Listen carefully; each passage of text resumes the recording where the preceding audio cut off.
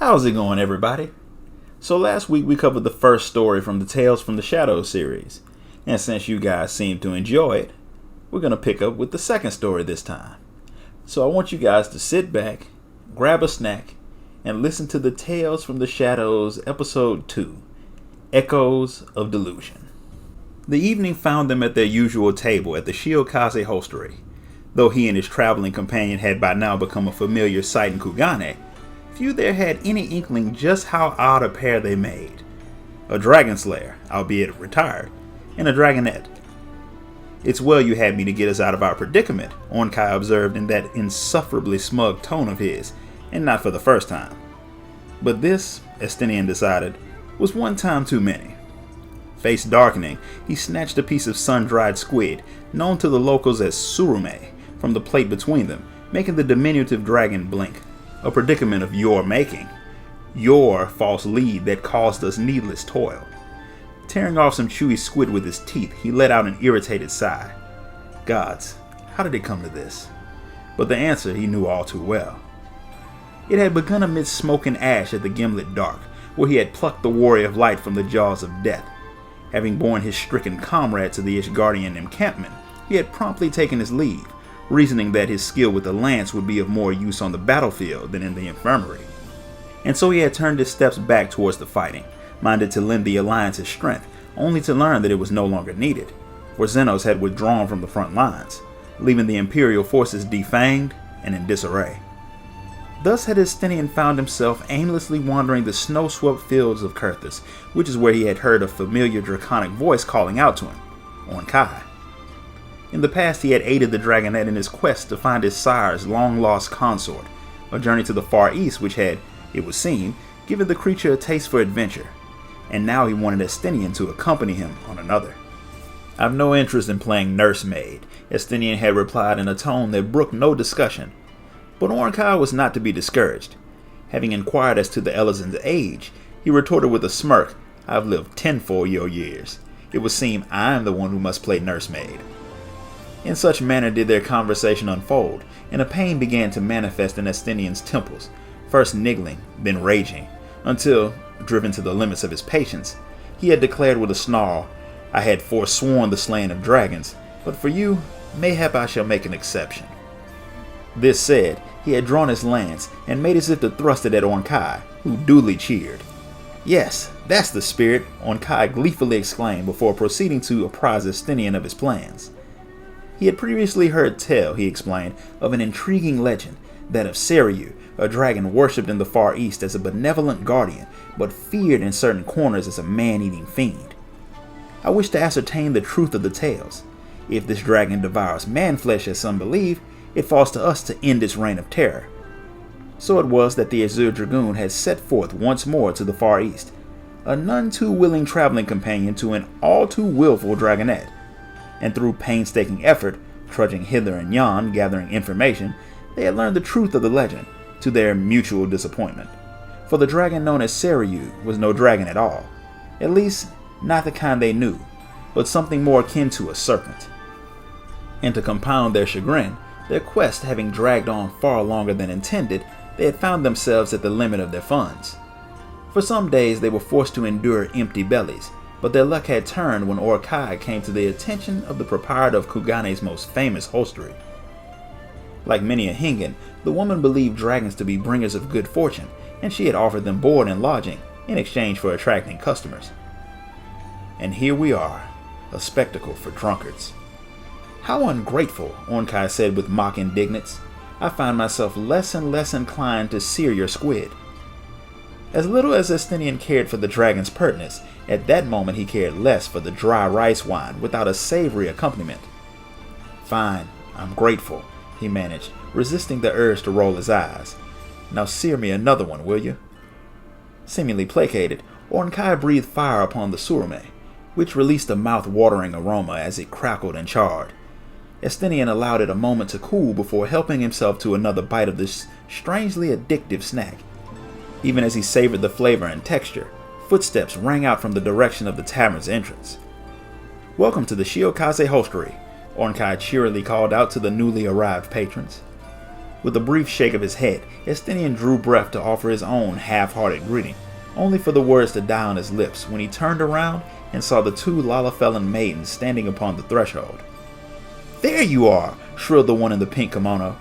Though she had adopted the local attire, there was no mistaking Tataru Taru, the Scion's indomitable receptionist. And beside her, even less mistakable in her distinctive robe, was Krau Baldessian, staring wide-eyed at him. Whatever it was that the Archon saw, it clearly amused her, for she was suddenly racked with spasms of poorly stifled laughter. "Forgive me," she said tearily, struggling for breath. "I had heard that the Azure Dragoon had hung up his lance, but I did not expect that he would take up the serving tray in his stead."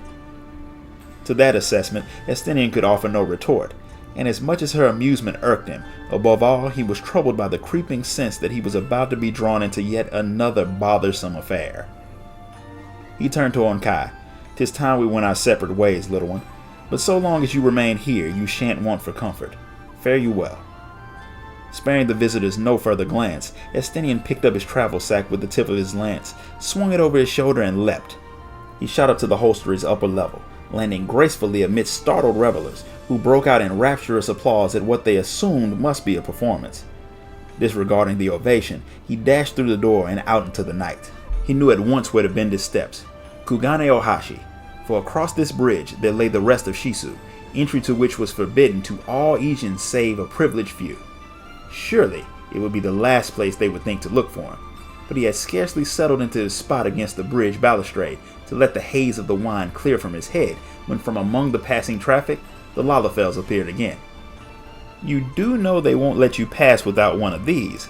Tataru waved a parchment in front of him bearing Far Eastern script and a crimson seal. An entry permit. Why am I not surprised?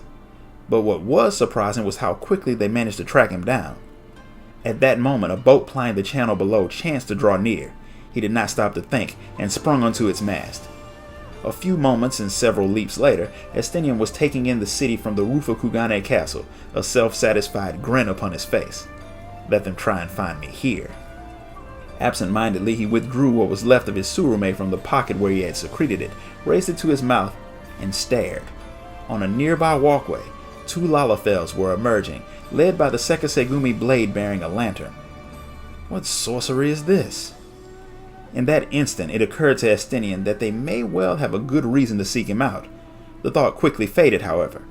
Perhaps it was the wine, a potent variety sourced from the main island, or perhaps it was simply his nature, but the more they pursued him, the more determined he became to elude them. Just need to steer clear until morning. Thus resolved, he stepped off the rooftop and dropped down to the ground. After what seemed an eternity, the night sky began to take on the gray of dawn. A little longer and the Kuroboro Maru would leave port and bear Estinian away, beyond the reach of Scion troubles. But even as he allowed himself to hope, the self-same cheery voice that had haunted him all night rang out. "Anyone would think you were trying to avoid us." "You cannot be serious." Groaning inwardly, he turned to face his unrelenting pursuers, his mind racing as he considered his options. It was then that the Baldessian woman fell to one knee, cradling her head. Are you all right?" Tataru crouched down beside her companion in a state of alarm. The Archon had plainly overexerted herself during their night-long game of cat and mouse. Unable to stop himself from feeling a measure of culpability, he was about to proffer a hand when Krau's shoulders began to shake with laughter, as poorly stifled as before. "Oh, Estinian, never would I have imagined." She made an effort to look at him, but the sight of his face seemed only to add to her amusement, sending her into further spasms. "What's this now? Did you see something from his past?" Tataru asked, her voice dripping with curiosity. Though it was already well on the way to being a warm day, Estinian felt a chill to rival a Curthian night.